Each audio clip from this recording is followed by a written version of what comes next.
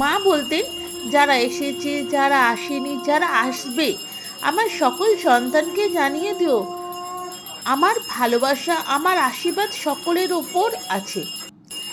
মা পরমাধ্যা শ্রী শ্রী সারদা মায়ের আজ 172তম জন্ম জয়ন্তী উপলক্ষে রথতলা মানে ভাটপাড়া রামকৃষ্ণ সঙ্গেরই আর একটা ওখানকার মন্দির,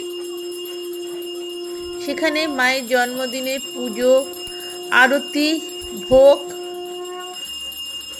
খুব সুন্দরভাবে সারা দিনটা কাটলো। তারই কিছু সুন্দর মুহূর্তের আর মায়ের কাছে প্রার্থনা করি, মা সকলকে ভালো রাখো, সকলকে সুস্থ রাখো, তোমার কাছে বারবার যেন আসতে পারে।